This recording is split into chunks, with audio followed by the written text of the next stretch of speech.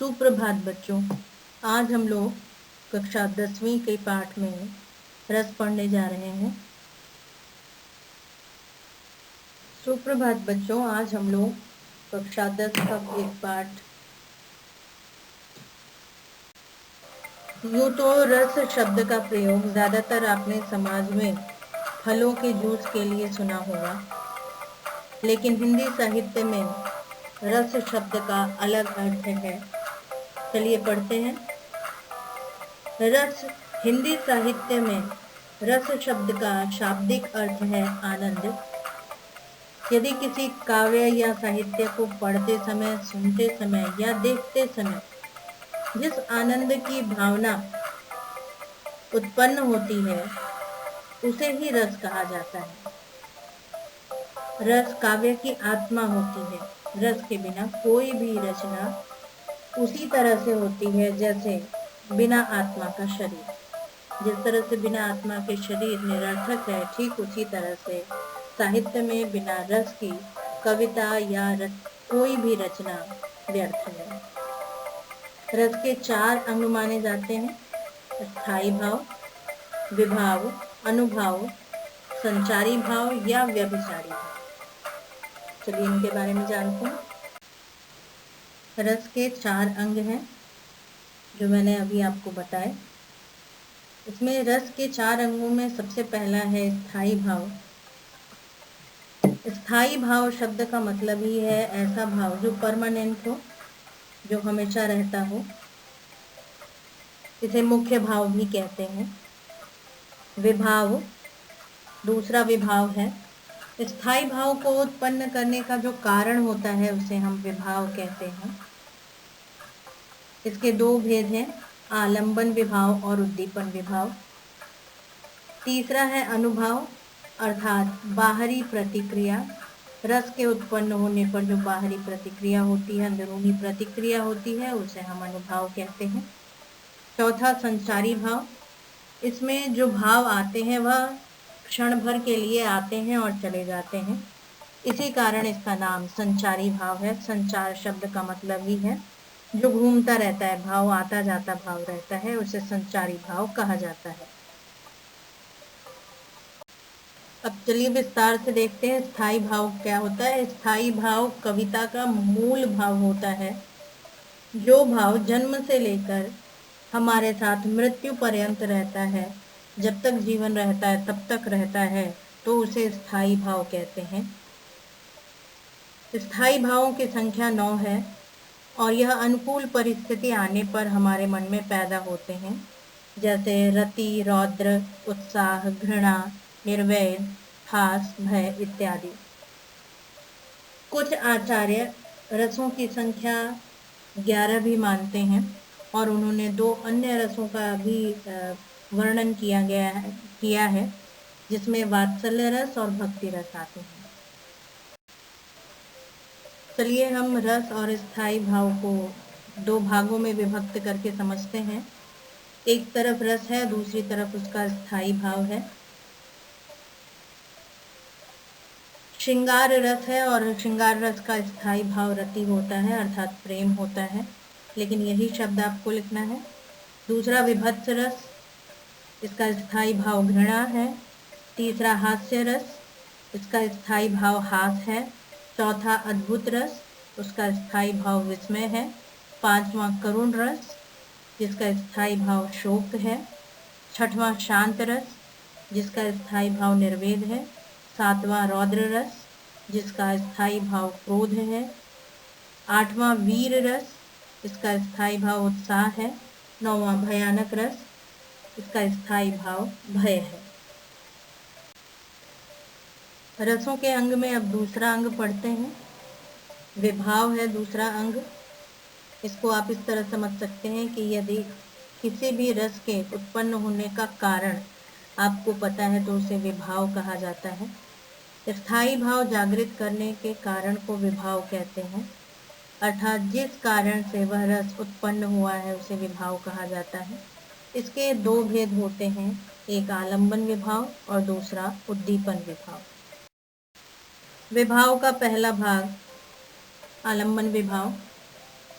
जिस वस्तु या व्यक्ति के कारण, आप इसको इस तरह से समझ सकते हैं, जब आप पढ़ेंगे तो समझ आएगा आपको कि जिस वस्तु या व्यक्ति के कारण मन में स्थायी भाव पैदा होता है, एक परमानेंट भाव जो है वो हमारा पैदा हो जाता है, तो उसे आलंबन विभाव कहते हैं। उस व्यक्ति को या उस वस्तु को आलंबन विभाव कहा जाता है। उदाहरण के तौर पर जब आप परीक्षा देते हैं तो परीक्षा के समय आपके मन में उथल पुथल चलती रहती है, कभी मन प्रसन्नता से, कभी डर से, के भाव पैदा होते रहते हैं आपके मन में। यह किसकी वजह से होता है? प्रश्न पत्र की वजह से। तो प्रश्न पत्र आलंबन विभाव हुआ। भाव का दूसरा प्रकार है उद्दीपन विभाव, जिस कारण रस उत्पत्ति और भी ज्यादा बढ़ जाती है, उसे हम उद्दीपन विभाव कहते हैं। जो आलंबन द्वारा स्थायी भाव को पैदा करे, उसे और अधिक बढ़ा दे, उसे हम उद्दीपन विभाव कहते हैं। आलंबन विभाव में आपने देखा था कि किसके कारण रस पैदा हो रहा है, और यहाँ पर किसके कारण रस और ज्यादा बढ़ रहा है। यदि क्रोध बढ़ रहा है तो किसके कारण, प्रेम बढ़ रहा है तो किसके कारण, करुणा बढ़ रही है तो किसके कारण। तो जो कारण होगा उसमें, जिसकी वजह से वह रस और भी ज्यादा बढ़ रहा है, उसे हम उद्दीपन विभाव कहते हैं। जैसे प्रश्न पत्र की बात लें तो प्रश्न पत्र की कठिनाई, उसकी अंक योजना, उसके नवीन जानकारियां और डर का भाव हमारे मन में इससे और ज्यादा पैदा होने लगता है, जिसकी वजह से इसे उद्दीपन विभाव का प्रकार माना जा सकता है, एक उदाहरण माना जा सकता है। यानी प्रश्न पत्र तो हुआ आलंबन विभाव की, उसकी वजह से डर लग रहा था, लेकिन डर और ज्यादा क्यों बढ़ गया? क्योंकि पत्र की कठिनाई ज्यादा लगी, उसकी अंक योजना जो है वो परिवर्तित है, जो आप जानते थे। इसकी वजह से आपका डर, आपका डर और भी ज्यादा बढ़ जाता है, और इसकी वजह से यह उद्दीपन विभाव का उदाहरण है। रस का तीसरा अंग है अनुभव, अर्थात प्रतिक्रिया या रिएक्शन, आप समझ सकते हैं। अनुभव शब्द का अर्थ है जो हम महसूस करते हैं, जो हम अनुभव करते हैं। इसके भी दो रूप हो सकते हैं। पहला है स्वतः ही शरीर में प्रतिक्रिया होने लगती है, जैसे कांपना, पसीना आना, आंसू निकलना, इन पर हमारा बस नहीं होता है, ये रस आने पर अपने आप ही उत्पन्न होने लगती हैं। दूसरा है शारीरिक चेष्टाएं, यह भी हमारे मनोभाव से जुड़ा होता है, और इसमें हमारे शारीरिक अंग जो है वह कार्य करने लगते हैं उस रस के हिसाब से। पैर पटकना, गुस्से में क्रोधित होना या कुछ कहना, ये शारीरिक चेष्टाएं होती हैं। अनुभव का अर्थ आप ये समझिए कि यदि रस पैदा होता है तो जो प्रतिक्रिया होती है हमारे मन में, हमारे शरीर में, वो सारी चीजें अनुभव कहलाती हैं। रस का चौथा अंग है संचारी या व्यभिचारी भाव। इसकी संख्या 33 मानी जाती है, जिसके अंतर्गत निर्वेद, दैन्य, मद, उग्रता, विबोध, अपस्मार, मरण, अमर्ष, अवहिथा, उन्माद, स्मृति, व्याधि, लज्जा, अनुसूया, धृत, ग्लानि, वितर्क, आवेग, भ्रम, जड़ता, मोह, स्वप्न, गर्व, आलस्य, निद्रा, उत्सुकता, शंका, मति, संत्रास, हर्ष, विषाद, चपलता, चिंता, ये वे संचारी भाव हैं जो हमारे मन में आते और जाते रहते हैं। ये थोड़ी देर के लिए आते हैं और फिर नए संचारी भाव हमारे मन में पैदा होने लगते हैं। उदाहरण के तौर पर हम देख सकते हैं कि जब हम एग्जाम देने के लिए हॉल में जाते हैं और वहाँ प्रश्न पत्र को देख करके हमारे मन में कभी डर का भाव पैदा होता है, फिर कभी उत्साह का भाव पैदा होता है, फिर अगले ही पल चिंता का, निराशा का, और फिर अगले ही पल हर्ष का भाव पैदा होने लगता है। तो इस तरह से हमारा जो भाव है वो तुरंत तुरंत परिवर्तित होता जाता है। यही कारण है कि इसे संचारी भाव कहा जाता है। संचारी का मतलब है ऐसा भाव जो हमेशा घूमता फिरता रहता है, उसे संचारी भाव कहा जाता है। चलिए एक उदाहरण दे करके मैं अपनी बात को स्पष्ट करती हूँ। मान लीजिए एक रात के समय का दृश्य है, जिसमें एक बच्चा जो है वो जंगल में कहीं खो गया है और दूसरी तरफ उसे एक शेर दिखाई देता है जो जिसकी आंखें चमक रही होती हैं। अंधेरे का समय होता है, रात का समय होता है। अब बच्चा जो है उसके मन के अंदर एक भाव पैदा होता है और वह भाव होता है डर का। जिस व्यक्ति के मन में भाव पैदा होता है उसे हम आश्रय कहते हैं। यहाँ पर बच्चा जो है वह आश्रय है और जिसके कारण उसे डर लग रहा है वह आलंबन है, अर्थात शेर के कारण उसे डर लग रहा है। उद्दीपन अर्थात डर को बढ़ाने वाला माहौल क्या क्या है। काली रात का समय है, बच्चा अकेले है और शेर की आकार प्रकार है, उसकी चमकती हुई आंखें हैं जो उसके डर को और भी ज्यादा बढ़ा रही हैं। संचारी भाव ऐसा भाव जो तुरंत मन में आता जाता रहता है। उसे डर लगता है और लगता है कि वो कभी भाग जाए, कभी लगता है कि भाग करके भी कहाँ जाएगा, फिर उसे लगता है कि हो सकता है भगवान ने चाहा हो तो बच भी जाएंगे। तो इस तरह के भाव आते जाते रहते हैं, इसे संचारी भाव कहा जाता है। चौथा है अनुभाव। अनुभाव का मतलब मैंने अभी आपको बताया कि रिएक्शन या प्रतिक्रिया। पसीना आने लगता है उसे, उसका मुंह लाल या पीला पड़ जाता है, वो डर जाता है और मुंह में उंगली डालने लगता है, उसकी आंख से आंसू निकलने लगते हैं। ये सारी चीजें अनुभाव है। चलिए अब विस्तार पूर्वक हम लोग रस और रस के प्रकार एवं उदाहरण को समझते हैं, जिनकी संख्या 9 या 11 बताई गई है। रस में सबसे पहले आता है श्रृंगार रस। श्रृंगार में श जो है श्रीमान वो आप लिखेंगे, यहाँ पर टाइप नहीं हो रहा था इसलिए श लिखा हुआ है मैंने।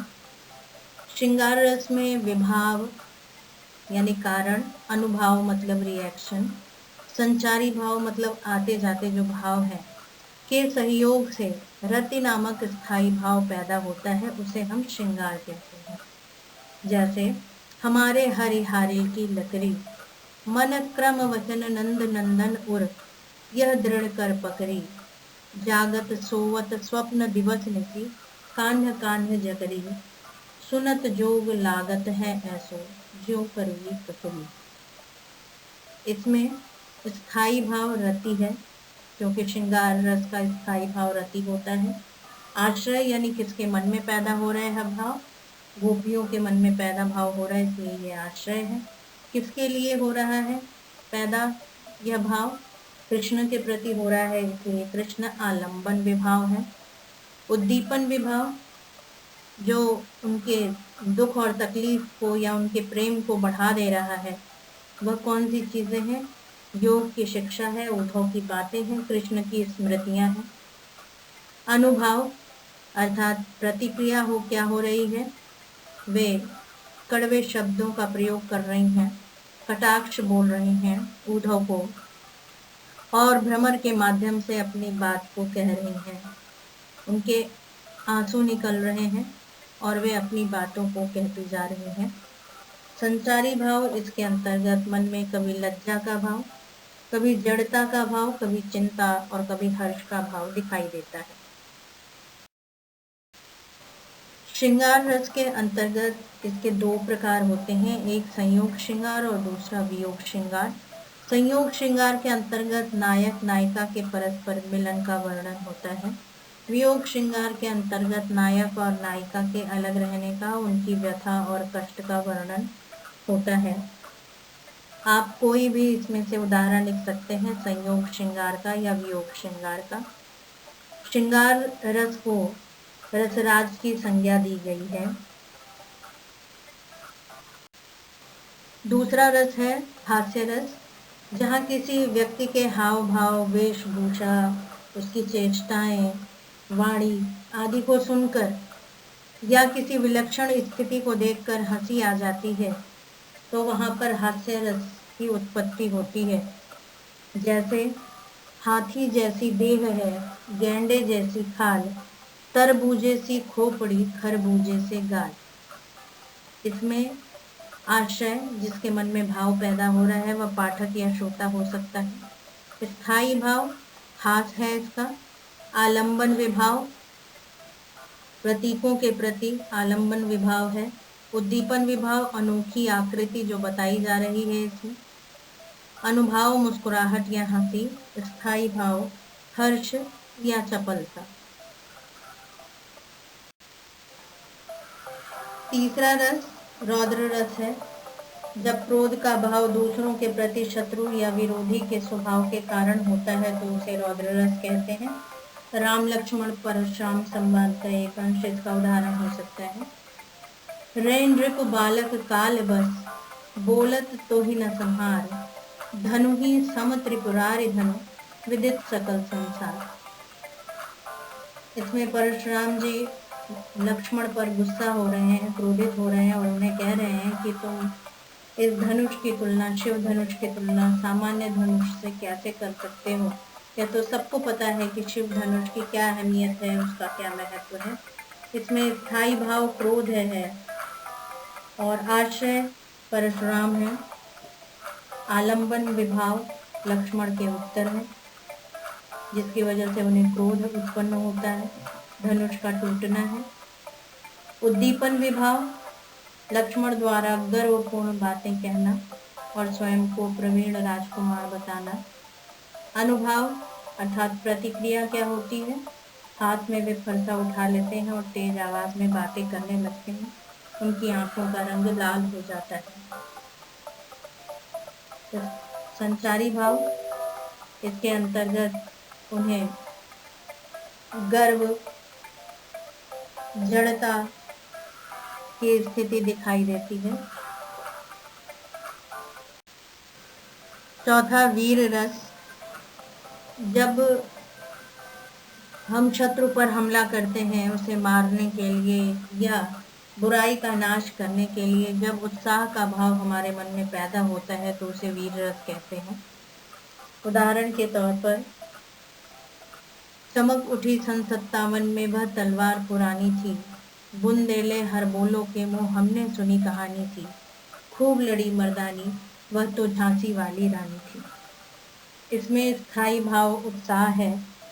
आश्रय पाठक या लेखिका है, पढ़ने वाला व्यक्ति है और लेखिका है। आलंबन विभाव अंग्रेज और उनके अत्याचार है, देशभक्ति की भावना है। उद्दीपन विभाव अंग्रेजों द्वारा गरीबों और राजाओं पर किए गए अत्याचार हैं। रणभेरी यानी युद्ध क्षेत्र में बजने वाले बाजों की आवाज है और अंग्रेजों की हरकतें हैं। अनुभाव इसमें रोमांच है, गर्व है। संचारी भाव आवेग, उग्रता, गर्व इत्यादि है। पांचवा रस है भयानक रस। इसके अंतर्गत किसी डरावने पशु आदि को देखने या किसी अपराध के लिए दंड पाने या भय की मन स्थिति का चित्रण जहाँ पर किया जाए वहाँ पर भयानक रस होता है। उदाहरण के तौर पर एक ओर अजगर ही लखी, एक ओर मृगराय, बिकल बटोही बीच में पर्यो मूर्छा खाए। अर्थात जो बटोही है, राहगीर है, वह डर जाता है। एक ओर पहले तो वह सांप को, अजगर को देख करके डर जाता है कि मैं क्या करूं। दूसरी तरफ वह मृगराय अर्थात शेर को देखकर डर जाता है कि एक तरफ कुआं है, दूसरी तरफ खाई हो जाए तो जाए कहाँ। बिकल बटोही बीच में, जो बटोही है वो बहुत व्याकुल है, जो राहगीर है वो बहुत व्याकुल है। पर्यो मूर्छा खाए, और वह मूर्छित होकर के गिर जाता है। यहाँ भय का भाव देखा जा सकता है, इसीलिए इसका स्थायी भाव भय है। आश्रय राहगीर है, आलंबन विभाव अजगर है, उद्दीपन विभाव जंगल है, शेर है।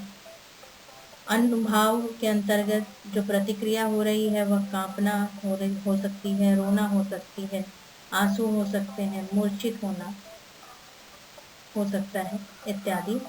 संचारी भाव के अंतर्गत उन्माद, जड़ता, शंका, चिंता आदि को देखा जा सकता है। छठवां रस अद्भुत रस है।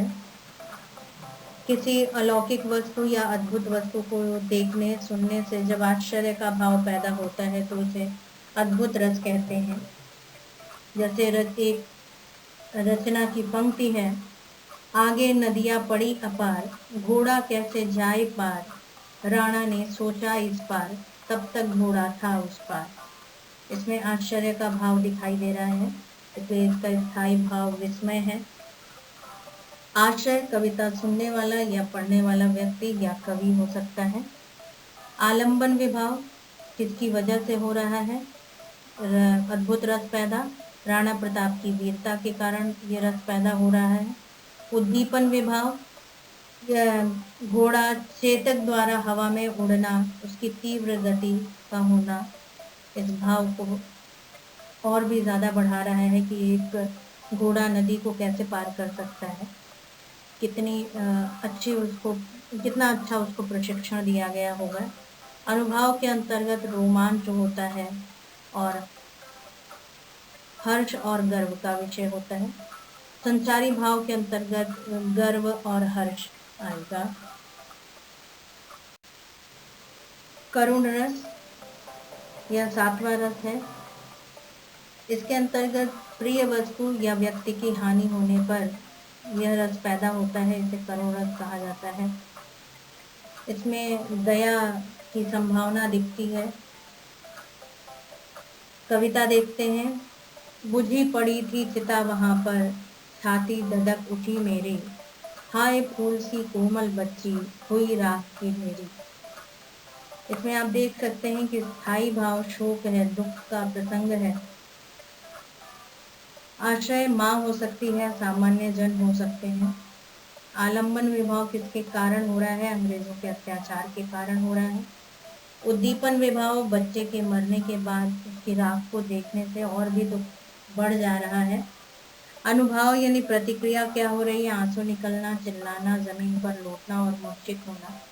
संचारी भाव कौन से भाव आते और जाते रह रहे हैं, मोह, जड़ता मतलब एक जगह स्थिर हो जाना, उन्माद का मतलब है पागलपन जैसी स्थिति, दीनता बहुत दुखी और चिंता, ये इसके संचारी भाव हैं। रस का आठवां भाग शांत रस है।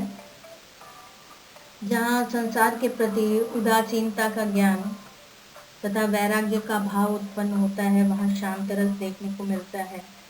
जैसे कबीर की एक रचना लेते हैं, साधु ये मुर्दों का गांव, पीर मरे पैगंबर मरे हैं जिंदा जोगी, राजा मरे हैं प्रजा मरे हैं वैद और रोगी। इसमें स्थायी भाव निर्वेद है, अर्थात उदासीनता और वैराग्य का भाव दिखाई देता है। आश्रय इसमें पाठक हो सकता है जो पढ़ रहा है, या कवि, शांत चित्त वाला कोई भी व्यक्ति। आलंबन विभाव संसार की क्षण भंगुरता यानी संसार के नष्ट हो जाने का ज्ञान। उद्दीपन विभाव कौन से चीजों से उसका दुख और भी बढ़ जाता है, सांसारिक कष्टों को देख करके उनका दुख और भी बढ़ जाता है। अनुभव अर्थात उनके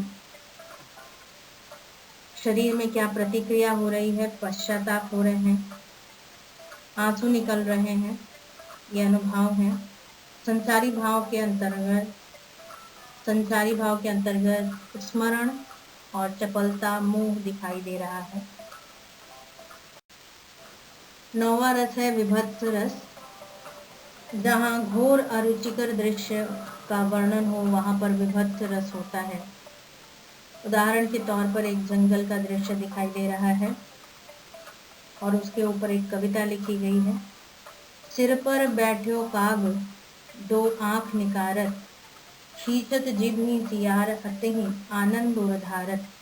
गीध जांग के खोद खोद के मांस उपारत, स्वान कुंगरिन काट काट के खाद बिगाड़त। इसमें एक शव का चित्रण दिखाई दे रहा है कि जिसके सिर पे कौवे बैठे हुए हैं और वह आंख निकाल निकाल के खा रहे हैं।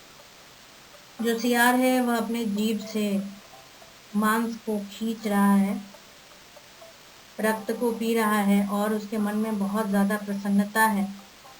गिद्ध जो है वह जांग को खोद खोद के उसमें से मांस निकाल निकाल के खा रहा है और कुत्ता जो है, स्वान जो है, वह उंगलियों को काट काट के खा खा के इधर उधर फेंक रहा है।